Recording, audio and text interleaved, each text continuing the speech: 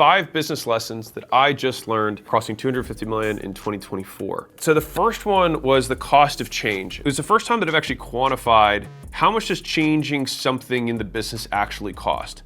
So if you would imagine a straight line, right, and saying, okay, this is normal business activity, right? Straight line is going across. Now, let's imagine we want to change something, right? So that's like our normal revenue, but then we decide, you know what, I'm going to change something in the business. So what ends up happening is this little line kind of dips down.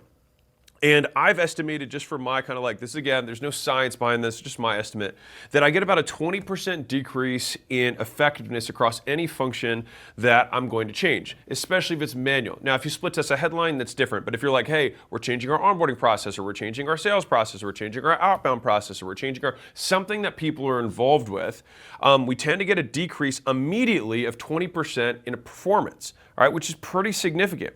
And so as soon as I realized that we had almost this guaranteed cost of change, which is about 20%, I was able to quantify what things were worth doing. Because if you're anything like me, I have like this big list of stuff where I'm like, man, we need to improve this, we need to improve this, we need to improve this, and I have all these ideas of things that I think that'll improve it.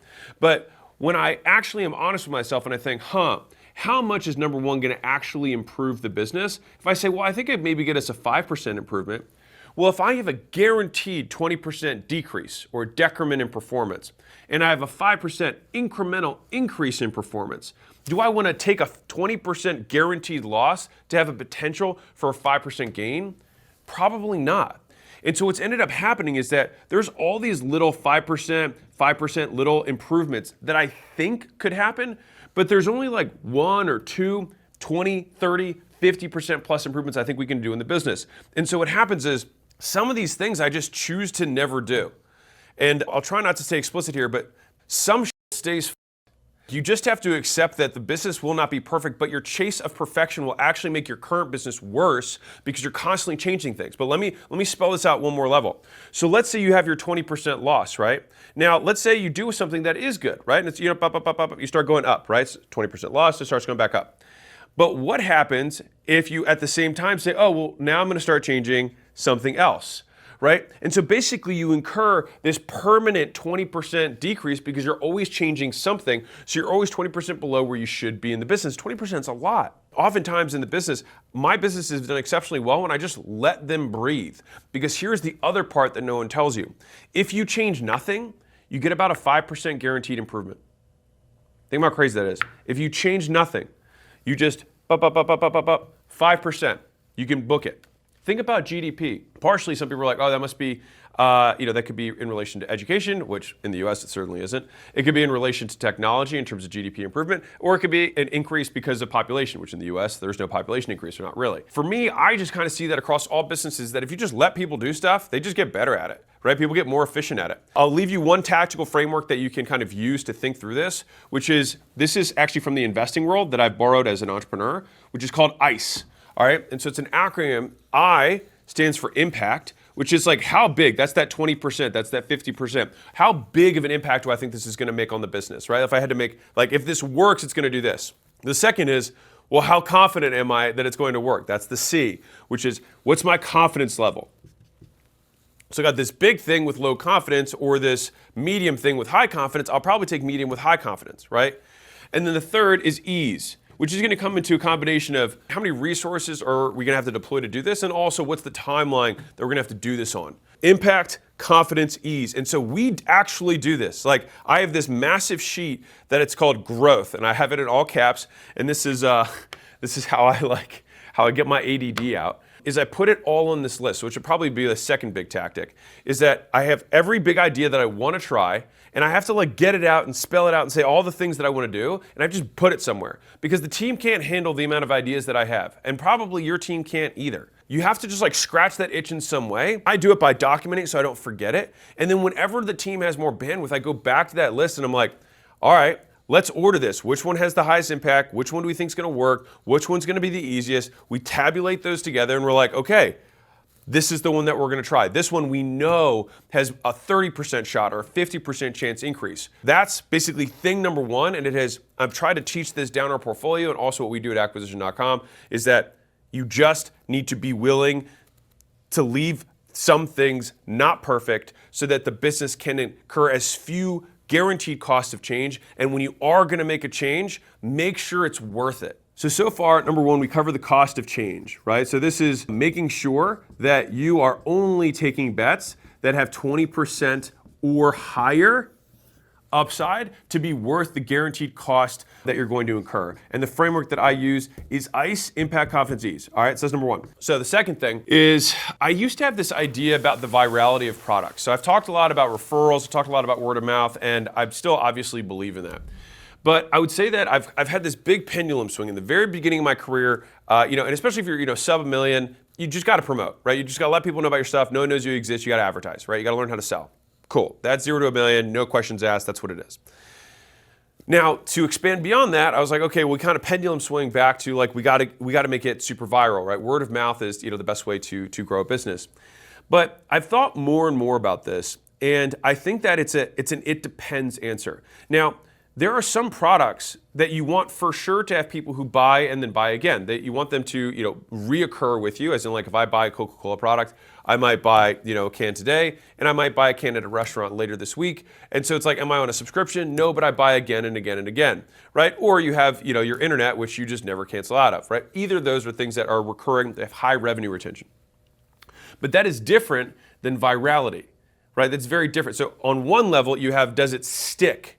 On the other level, you have, do people share it with other people? This is the nuance of understanding that's kind of shifted for me this year, which is that some companies, like especially B2B, there's sometimes disincentives for a customer to bring in a competitor of theirs, right? If you service two types of similar businesses, they have literally a disincentive to tell people about it. Like they don't want anyone to know how you're helping them in whatever way, right? So that's kind of like thing number one. You have like a negative pressure on word of mouth. The second issue is that even if you didn't have negative pressure on word of mouth, there has to be some sort of density in terms of the frequency of communication that your customers have with other potential customers. So if I've got a guy who runs a metal shop that specializes in aerotech, for that guy to have very frequent communication with other aerotech companies that might use my software, my internal tech, or whatever it is that I help them with, why is he going to be talking to competitors? And if he is talking to competitors, like why would he want to share all my stuff? You can understand why sometimes it's not about word of mouth. And this is just a nuance of understanding that I would think is kind of my belief set is broken, because I was very hardcore on like everything can grow on word of mouth, period. But that's just not always the case. The gold standard should absolutely be revenue retention. Bar none, full stop, and I can say that with absolute confidence, no matter what business you're in. If you're B2B or B2C, you want to be able to get recurring or reoccurring revenue. But the virality typically is going to be more on the consumer side. So if you have a really good soda, you as a customer is not like, oh, I don't want to tell my friend that this soda is really good. I've got this shirt, it finally fits me. Cool. Well, do I know other guys who are built more like me? Yes. Do I have high frequency of communication with them, at least digitally? Yes. Okay, cool. So I'm going to have, there's some viral kind of coefficient there that goes in. And that applies to also consumer brands that are not tech. I want to be really clear about that. Like for those of you who have, the drop shipping, e-commerce, retail products, it's like you still absolutely need to have word of mouth that grows the business. There are just some businesses that are just never going to have that. And for everybody, you want to retain. So that was lesson number 2. From a tactical perspective for that lesson, the big thing I would just want to measure is what percentage of customers that I have at the beginning of this year that 12 months later are still buying from me. That's the metric that we look at. We have 100 customers at the beginning of the year, and at the end of the year, 50 of those people are still buying. So this is, day 0 or, Jan 1, whatever. Jan 1, and then December 31. How many of them are still buying? If I have 50 versus the 100, then I have 50% revenue retention. Now, you can have logo retention, which is a second nuance of this. Logo retention is of the 100 customers, do I have 50 customers, or did I go from 100 customers to 25 customers, but those 25 customers really like me and they now spend twice as much? So that's the difference between revenue retention and logo retention. For me, we look at revenue retention because that's what we care about. It's like, okay, if we just know that these 50, now that they're in, are just going to keep paying and potentially even growing between 50 to 100 next year, this is a monster business. This is what we look at and we obsess over in any business that we invest in. Now, no matter what, you might not have a viral product for word of mouth, but if you want 7 different ways that you can generate word of mouth, inside of the $100 Million Leads book, I've got a whole chapter on referrals, and I took out the things that were the actual best ways that I have seen from a tactical perspective. So I'd say I have 6 kind of thematic things, or like these are things that you can do to your product to improve state stick, to improve activation, to improve the number of customers who actually want to stay and continue to pay with you. And then on the other side, I have basically the tactics that I have seen work best for me and our businesses. And so these are things that actually drew in referrals. So I have this whole section on one-sided referrals, two-sided referrals, how to ask for them at the right time. So timing is a huge component of it. How to run referral events, how to have ongoing referral programs, unlockable referral bonuses, 7 different tactics that I've used work inside of the $100 Million Leads book. You can grab them somewhere on my site or on Amazon. Number 2 is making sure that the highest priority for the business is going to be revenue retention, not necessarily virality, because not all products are meant to be viral. But if you are in a business that is consumer focused or something that doesn't have, one, a disincentive to share and a high frequency of interactions between your customers with one another, people who have basically high overlap, so they talk to lots of people who could potentially buy your product. If these two things are, you have a high disincentive and you have low frequency, then you're just not going to have virality in the product and you don't have to worry about it. But if you do, then obviously you want to have both. Number 3, I've been very obsessed with the concept of LTV to CAC. I've talked about it a lot, which is basically how much does it cost you to get a customer versus how much money you get from that customer over the lifespan, specifically in gross profit, not lifetime revenue. Now, the reason I like to always delineate this, and I say LTGP, which is a mouthful, is because most of the literature that exists on LTV, so lifetime value for a customer, how much they pay you in gross profit over time, is typically written in the software world. And software tends to be virtually 100% gross margins in most businesses. Many businesses look at that literature and then say, oh, well, let me just say someone stays with me for 10 months, they pay $100 a month, therefore my lifetime value is $1,000. Well, that's only true if you sell information, media, or software, something that has zero incremental cost. But a lot of businesses don't have that. If you sell chocolate chip cookies and the cookies cost you $20 for each of those $100 shipments, I mean, these are expensive cookies, but let's just go with it. So this costs you $20 for every $100 shipment. Your lifetime value is not $1,000. So we have our $100, right, times 10 months. That's the revenue. What we're looking at is $80, because we have to take out the 20 in cost, times the 10 months, which actually equals $800, which is our real lifetime gross profit, which in the business world sometimes people refer to as CLV or LTV. They all more or less mean the same thing, which is how much money you're going to get from the customer. Now, I put this as a frame for the big lesson that I had, which is in the software world, the big rule of thumb is 3 to 1. That's the big rule of thumb.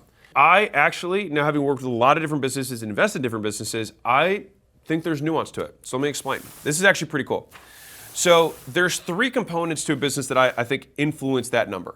So you have the attraction component, which is the advertising. How are we advertising? How are we getting people in? How are we letting them know? How are we generating leads? Then we have the conversion, whatever your sales motion is, right? Sales. And then finally, you've got delivery, right? Or fulfillment. How are we going to get people whatever they chose to pay for, right? So if we have these kind of 3 functions, the extent to which you need to have high LTV to CAC is predicated on how manual each of these processes is. So let me explain. If you have paid ads, which I would consider very high leverage, and one person could run $1 gazillion of paid ads, high leverage. Cool. That's number 1. If we had a conversion process that's through a checkout page, so it's automated, then that's going to be something else that's going to give us leverage, okay?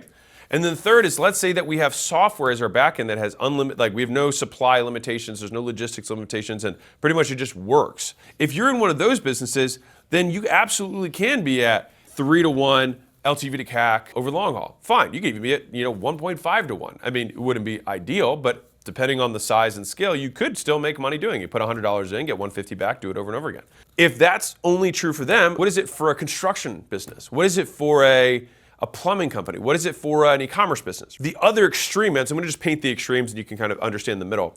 If I had, instead of paid ads, I had manual outbound, so outreach or whatever you want to call it, outreach, reaching out to people one-on-one with a team. And then from a conversion process, I've got one-on-one sales. And then from a delivery process, I've got, call it, concierge, one-on-one, or even many-to-one services. Then I'm going to want an LTV to CAC ratio that's going to reflect that. For me, if I had a business like this, and this is going to shock some of you, but just bear with me, I'm going to want this thing to be like 20 to 1 or more. Now, some of you guys are like, there's no way, it's impossible. I would say I've made the material, the vast majority of the material wealth in my life at 30 to 1 or higher. And I've done it multiple times. And during those periods of time is when a lot of basically the wealth that I've accumulated has come in.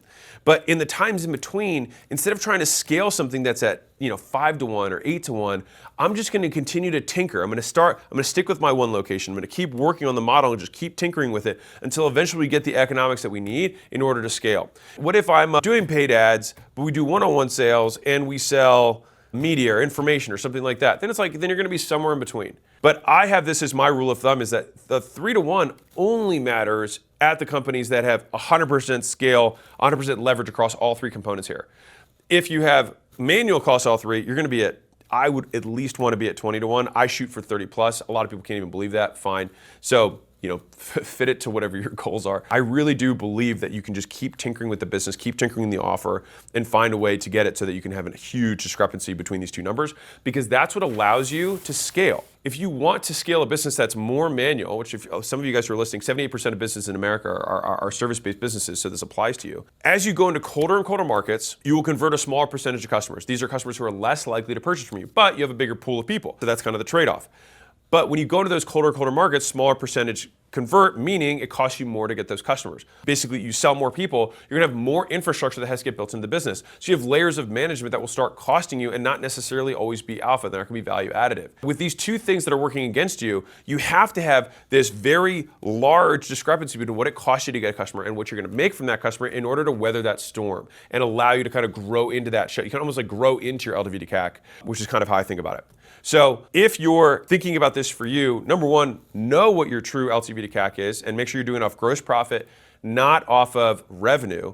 And then number two, if you want to scale, make sure that your LTV to CAC ratio is appropriate for the level of leverage that you have within your existing business across all three functions. So you might be wondering, why doesn't the ratio still cover it for a super manual business versus a business that's entirely automated? The main reason is lumpiness. You have to bring people in for outbound that are not going to be proficient. So you're going to incur the cost of new SDRs that either aren't going to work out at all or aren't going to work out in the beginning and then eventually going to work out. So you have to incur that cost. But imagine incurring that cost and then also incurring the cost of new salespeople who are actually going to be trying to convert those prospects, and they're going to suck and they're going to lose opportunities. And so you're going to be paying them while they literally close fewer sales for you. So you lose twice. And then also sometimes you spend all this money and time to get them hopefully to be proficient, and then they aren't. So they just lost you money 3 different ways. The third component of this is the delivery piece, which is like, okay, I'm going to have to onboard and hire all of these other people. And if you have anything that's like higher expertise, then forget about it. It's going to take even longer for you to both find these people and then also to train these people up. But again, recruiting itself can be a super expensive task. Like there's recruiting firms. And if you want to recruit a high level person, it usually costs you 25, sometimes 30% of their first year pay. And if you're paying someone $300,000 a year, it's like you're going to pay 80 grand just to get somebody, let alone hope that they're proficient, and you still have all this onboarding. So you have this lumpiness of people that aren't going to be effective. And if you're at 3 to 1, boom, you're done. Like there's no, like that 3 to 1 disappears real fast. It's like you have this lumpiness of like, okay, boom, we got these new SDRs in, crap, okay, like now this is coming back up, but then this starts growing down. So now like we start at 20 to 1 or 30 to 1, but it's like it's more like a wave. It undulates with the efficiency of the business and how stable it is as you're scaling. And the faster you're scaling, the more inefficient it's going to be. So that's why you need to have as much as you can in terms of LTV to CAC. It's padding. The third piece here is that we just went over it, LTV to CAC. One, we want to make sure that we're doing this off of gross profit, not revenue. And secondarily, we want to make sure that if we are highly leveraged, then we can be at 3 to 1. But if we're low leverage, we want to be at 20 plus, 21 or higher. And again, this sounds crazy and unrealistic for a lot of people. I get it. Fine, at the very least, be at 15 to 1. Please, for the love of God, I promise you it's possible. You just have to work on it longer than you expect. Which brings us to number 4. Let's dive into it. Number 4, I've said a lot about this, which is that the 1 to 3 million area is a huge swamp, right? We call it the swamp, at least at acquisition.com. And why is 1 to 3 million so hard? Now, we've noticed that it's hard, but we were like, why is that range hard? Now, for those of you who are like, this is not real for me, I'm just trying to make my first $10,000 a month, just keep listening, because believe it or not, some of these things will apply to you. So if you're at $1 to $3 million, why is this one of the hardest periods? Because usually from 0 to $1 million, you can usually do it with like you and 2-3 people. It's not that hard for you to keep track of the team. You can usually run very high margins, especially if you're a sole proprietor. You're basically just selling your time, which is fine, right? You don't need to obsess about your passive income before you max out your active income. Good idea. By the way, a lot of billionaires, very high active income, FYI. Anyways, as you're scaling up, that first, $500, $800, sometimes $1 million a year is actually, in some ways, somewhere more profitable than the next 2, 3, 4 million, because you have to install this level of infrastructure because you're like, I just can't do it anymore. Now you can always just keep jacking prices and that's fine, and I'm a big advocate of that. But if you're like, no, I think this is the price that I want to service at and I want to do more volume, then you're gonna have to put in more infrastructure. But this is the math that I just realized is why it's so hard. So let's say you've got a $2 million business. You're right in the middle of the swamp, okay? And you probably noticed anecdotally, for those of you who are kind of like in this business world, there's a lot of people in the $1 to $3 million range, like a ton of businesses. To be fair, does that mean they're making $1 to $3 million in profit? It just means they're doing $1 to $3 million in revenue. Big difference. All right, but let's say we've got a $2 million business, okay? And let's say that they're doing 20% margins, all right? So they're doing $400,000 per year in EBITDA or profit, okay? So we got $400,000 here. Now, here's the shtick. At this point, for the business to evolve, for the business to level up, the entrepreneur typically has what I would consider an impossible choice. You have to choose one of two things, and sometimes the option is both, which is path one, instead of getting more help, I'm just gonna work even more. I'm gonna go from 12 hours a day to working 16 hours a day. I'm gonna stop taking weekends off, and I'm gonna basically get through this hump so I can push my way to $10 million a year, which you can do. It is hard. Or I'm gonna bring in somebody who's gonna help me get there, and I'm gonna maintain a relatively long schedule, but still, not the same as working 16 hours, 7 days a week. Those are the two impossible choices, which is like other person. Here's the tough part. If you have $400,000 in profit that's left over, if you wanna bring in a stud who's gonna really help you there, you're probably gonna be looking at $250,000 per year in all-in comp, kind of at a minimum, to bring somebody who's a real star into the business. Let's look at that in comparison to what the profit is for this business. You're looking at risking more than half of your income on one person with the hopes that it's gonna work out. But what happens when this person comes in and then they aren't that good? They don't expand your capacity. It's like, well, shoot, I just lost half my profit for a year, and then I'm still not further along. This is why this is the swamp, and I've just spent a lot of time thinking about that, because I was like, why is $1 to $3 million so hard? You need the help, but you don't have the money to afford the help. And so you either just gotta go overdrive and go nutso mode, right? Or you make a huge bet proportional to what you have in terms of net profit to bring this person in. And that's why it's so hard. And so if you're in the swamp right now, my encouragement to you is this. I have almost always been I'm gonna go into overdrive and I'm gonna hire the person. Because the idea is, what if I just do things that are more unscalable but still generate higher profits for the business so that I can afford to take 2 or 3 shots with somebody else who's coming into the business, knowing that I'm not gonna hit it out of the park on the first shot. I mean, if I do, I'm stoked, but I wanna win either way. And so either I'm gonna win with more profit faster or less profit slower, but I wanna make sure that I'm guaranteed to win. I kind of do this as a plus scenario. So if you happen to be in that $1 to $3 million range, it's something that we know obviously a lot about with acquisition.com, and we put together a scaling roadmap. So when we looked at our whole portfolio and the companies that we worked with over the years, we're like, what are the things, where do we get stuck and how do we get unstuck, right? And when we put it all together on a map, what we realized that it actually isn't by revenue. It's by head count. You might be doing $1 to $3 million a year and be here, or you might be doing $1 to $3 million a year and be at level 5 product size, right? So it really depends on the nature of the business that you're in. If you want to know what level of the scaling roadmap you're at, and more importantly, what things we've done in the past for businesses of this size or at this stage to get to the next level, then you go to acquisition.com/roadmap, you put in your business information, and it'll spit out and it'll help you figure out what stage you're at so that you can get to the next level. On the thank you page, if you would like our team to help figure out which stage you're at and those specific steps and personalize that, we'd love to invite you out to Vegas. You can book a call on the next page. And if it's a fit, love to see you. And then the fourth thing we just covered is why 1 to 3 million is the hardest. And the main thing is cash flow and time. You don't have the time and you don't have the cash flow to do more work, but You have to in order to grow. So either you work overtime or you bring someone else in to work overtime, or you do both, which is what I recommend. And that means it's going to be hard, which is why most people stay stuck. So that's number 4. Number 5. So 2024 was probably the first year that I didn't have FOMO.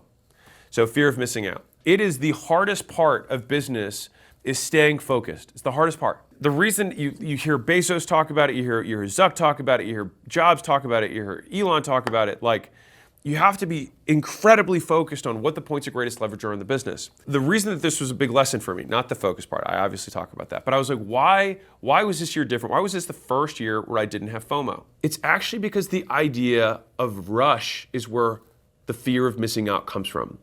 It's the arbitrary timeline that I set for myself that I just grab from thin air, and then I measure myself against this thing that I made up to make myself miserable at all times from whatever success I'm achieving.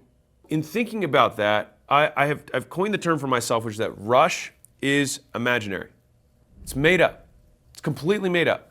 There's only one caveat that I'll make to this, which is, and if this is you, you probably already know, if you have a business that has a tremendous network effect and there's a very small amount of people, or even a big amount of people in that network that you're trying to gather towards, then yes, it's likely that you have a winner-take-all business model, and in which case you've probably already raised a ton of money, and you're probably trying to aggressively grow to capture that network so that eventually you can turn something into a profitable business. Fine.